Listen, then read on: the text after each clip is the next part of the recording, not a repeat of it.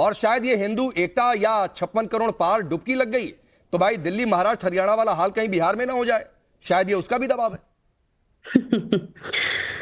फालतू बताया लालू जी, और बिल्कुल फालतू बताएं वहां की व्यवस्था को। मतलब हमारे लोग मर जाएं, बिहारी लोग मर जाएं, किसी की बेटी, किसी का पिता, किसी की पत्नी मर जाए, लेकिन उस व्यवस्था को आप फालतू मत बोलिए। हेल मोदी, हेल योगी करिए तो आप सनातनी हैं, लेकिन कुंभ में कोई लोग जाकर के वहां मर गया, स्टेशन पर मर गया, कहीं भी मर जाए, हेल मोदी होते रहना चाहिए। व्यवस्था के ऊपर चकाचक सलाम ठोकते रहिए, वही हिंदुत्व है। सनातन इनका क्या है मैं बताती हूँ। इनका सनातन है कर्पूरी ठाकुर जी की मां को गाली देना, जगदेव बाबू के हत्यारों को पालना पोसना। इनके सनातन में इनको सिखाया गया है, भाजपाइयों को सिखाया गया है कि स्नेहा कुशवाहा जब बच्ची, बिहार की बच्ची मर जाए, उसकी हत्या कर दी जाए, उसको फांसी लगा करके मार दिया जाए, उसकी बच्ची की लाश तक ना मिले घर वाले को। कहां हुआ यह घटना? बनारस में। लेकिन उस पर सवाल मत खड़ा कीजिए, आप एंटी सनातन हो जाएंगे। नहीं मतलब हमारे लोग प्रियंका जी, प्रियंका जी, चलता रहे। लालू, सुनिए प्रियंका जी, लालू जी की बातों को सबने सुना है भाई। सुनिए, उन्होंने ये नहीं कहा कि व्यवस्था फालतू है, उनका वर्ड में कोट कर रहा हूं, कुंभ का कोई मतलब है, फालतू है कुंभ, ये एग्जैक्टली कोट किया है मैंने। वो कहते हैं कि कुंभ की व्यवस्था फालतू, मैं ये सवाल नहीं पूछता आपसे। कुंभ फालतू, ये उनका स्टेटमेंट है, और वो बिल्कुल सही बोले, क्योंकि इन लोगों ने उसको सही में मृत्यु कुंभ बना करके छोड़ दिया। जितने लोग जा रहे हैं, मर रहे हैं, उस पर कोई सवाल क्यों नहीं खड़ा हो रहा है? 47 अरे तो कुंभ को फालतू बोल देंगी प्रियंका भारती? आप बोलेंगे किसी दूसरे धर्म के किसी त्योहार को कि फालतू है वो त्योहार? आप बोलिए ना कि व्यवस्था खराब हो गई, व्यवस्था फालतू है, किसी काम की व्यवस्था नहीं है। मैं आप बोल देंगे कि होली फालतू का हो गया, दीपावली फालतू की हो गई? मैं आपके सामने हूँ, मैं दशहरा फालतू हो गया, कुंभ फालतू हो गया। कह रहे हैं कि वो व्यवस्था खराब थी, तो आप किस पर यकीन करते हैं? नहीं, आप व्यवस्था को नहीं प्रियंका जी, मैं बार बार कह रहा हूं कि लालू जी ने कहा है कुंभ का कोई मतलब है, फालतू का है कुंभ। और मैं कह रहा हूं कि अगर व्यवस्था खराब की बात उन्होंने कही होती, आगे पीछे जरूर कही है उन्होंने, लेकिन अगर ये लाइन होती तो मैं आपसे पलटकर ये सवाल नहीं पूछता। खैर शिवम, आपसे कुछ कहना चाह रहे हैं, सुनिए फिर रिप्लाई करिएगा। सुने नहीं है बयान, उन्होंने यही कहा। मैं कुछ बहुत सीधी बात है, कोई लाभ नहीं है इस बात का, एक दूसरे के ऊपर बोलने का। ठीक है प्रियंका जी, 30 सेकंड दीजिए, कुछ कहना चाह रहे हैं शिवम, सुन लीजिए फिर रिप्लाई करिए। एक ही चीज कहना चाहता हूं, भाषा की मर्यादा, और मुझे लगता है कि भाषा की सुचिता की ज्यादा बात करने की यहां पर आवश्यकता ही नहीं है।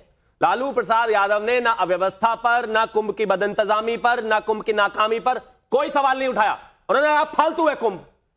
अगर आप में दम है किसी भी और धर्म के किसी और त्योहार को कुंभ को फालतू कहकर दिखाइए जरा, दिखाइए क्या कर आप, ये फालतू की भाषा। उन्होंने ऐसे कह दिया, वैसे कह दिया। अरे जैसे कहा पब्लिक डोमेन में है भाई, जैसे कहा पब्लिक डोमेन में, जैसे कहा पब्लिक डोमेन में, भाषण मत दीजिए, सीधा सीधा बताइए। ये कोई तरीका है क्या कि कुंभ फालतू है? मतलब कह दीजिए कोई और धर्म फालतू है, जहां टोपियां लगा लगा कर पहुंच जाते हो, कहिए वो फालतू है, कहिए वो फालतू है, नहीं कह सकते। आपको चुनाव दिखाई दे रहा है तो बस तुष्टिकरण में घुसकर कुछ भी कहना है किसी को। कुछ नहीं कहा उन्होंने व्यवस्थाओं को, अव्यवस्थाओं को अव्यवस्था कहा जाता है, सीधा भाषण दिया जाता है। कुंभ में अरे अच्छा, वो वहां पर भगदड़ भी थी तो उसमें भी अगला पिछड़ा था। गजब कहानी है भाई। भगदड़ जब होती है अगला और पिछड़ा देखकर नहीं होती है, भगदड़ जब होती है अगला और पिछड़ा देखकर नहीं होती है। और कितने पिछड़ों पर कितना अत्याचार किया आपके अपने जमाने में, साधु यादव से लेकर उस तमाम लोगों ने। यहाँ भाषण मत दीजिए, कितना पिछड़ों का ख्याल करा है, देखा है इस देश में। पिछड़ों के नाम पर अकेले लालू प्रसाद यादव और तेजस्वी यादव नहीं लगे हैं इस देश में, और भी बहुत लोग हैं पिछड़े। अपनी सत्ता को थोड़ा खोलिए और पिछड़ों को कुछ फायदा दीजिए। कैसे दर्द होगा? कुछ नहीं होगा, कोई कुंभ फालतू नहीं है। अव्यवस्थाओं पर बोलना है तो अव्यवस्थाओं पर बोलिए, इधर उधर भाषण मत दीजिए, इधर उधर भाषण मत दीजिए, कोई लाभ नहीं है उसका। इधर उधर भाषण मत दीजिए, कोई लाभ नहीं है उसका। है या नहीं है? अपने बस की बोलना है नहीं कि किसी और पर टिप्पणी करके देखिए, ऐसी तो पता चल जाएगा क्या होता है। सुनिए प्रियंका भारती मैडम, सुनिए। महिलाओं के बारे में वो बात ना करें जिनके राज्य में चंपा विश्वास हुआ हो, बस कृपया करके ऐसी बातें मत कीजिए। अभी और पोल पट्टी खुलेगी, क्या करती थी सरकार आपकी, तो अच्छा नहीं लगेगा, रहने दीजिए। कहा ना, जिसकी सरकार ने चंपा विश्वास के साथ क्या क्या किया है गूगल कर लेगा, देश जानता है अच्छे तरीके से। महिलाओं के जितने बड़े पुरोधा हो देश जानता है अच्छे तरीके से, और क्या क्या किया है बिहार में देश जानता है अच्छे तरीके से। बात ठीक है प्रियंका जी, मैं आता हूँ बादल। ठीक है प्रियंका जी मैं आता हूँ। मैंने कहा ना पहले भी, इस पर आप ही से बातचीत हुई है कि भाई किसी दूसरे धर्म के त्योहार को कोई फालतू बता दे, है किसी में इतनी हिम्मत? सियासी हिम्मत कोई दिखा पाएगा इस देश में? नहीं दिखा पाएगा। क्योंकि फिर अलग अलग नारे लगने लगते हैं। सनातन बतियाते हैं मेरे सामने। सनातन हमारा बुद्ध पर शुरू होता है और अम्बेडकर पर खत्म होता है, याद रखिएगा। सनातन सीखना है तो परेशानी आई है। बिल्कुल अच्छी बात है। नहीं, हम सनातनी हैं, बुद्ध का भी सम्मान करते हैं, अम्बेडकर का भी सम्मान करते हैं, कोई बुराई नहीं करते हैं, लेकिन यहाँ से आप देखिए आप किसको क्या कह रहे हैं। ठीक है, नहीं, ये आपकी परिभाषा अलग है कि बुद्ध से जाकर अम्बेडकर पर सनातन समाप्त हो जाता है। ये कौन सी परिभाषा है? कुछ नहीं, अवधेश जी, ये कौन सी परिभाषा है, जरा बताइए। वो जो कुछ भी बता रही है ना, उससे आपकी बात प्रूफ होती है कि ये वाकई कुंभ का ही विरोध है। क्योंकि महात्मा बुद्ध तो हमारे लिए 24वें अवतार है, हमको तो कोई दिक्कत नहीं, लेकिन महात्मा बुद्ध, बेशरम झूठे महात्मा बुद्ध, सुनिए प्रियंका जी, कोई ऐसा है? नहीं, एक सेकंड अवधेश जी, एक सेकंड सुनिए। प्रियंका भारती सुनिए। प्रियंका भारती जी, आप प्लीज, मैं आपसे रिक्वेस्ट कर रहा हूं, यहां पर सबका सम्मान है, आप अपने शब्दों का ध्यान रखिए मैडम। ये सड़क पर इस्तेमाल किए जाने वाले शब्द यहां पर टीवी चैनल पर देश के सामने मत इस्तेमाल करिए, ठीक है? तो अभी सुनिए अवधेश जी को, ये बेशरम झूठे ये बातें नहीं। नहीं, सुनिए, महात्मा भाषा बुद्ध, देखिए। नहीं, सुनिए, वो एक हमारे देश में एक दौर था कि महात्मा बुद्ध को भी इस देश के लेफ्टिस्टों ने, सो कॉल्ड सेकुलरिस्टों ने, उनको भी अनिश्वरवादी घोषित कर दिया, जबकि उनका पूरा ज्ञान जो है मनुष्य के मोक्ष की दृष्टि के, हम साल्वेशन कैसे पाएंगे, उसका एक रास्ता उन्होंने दिया था।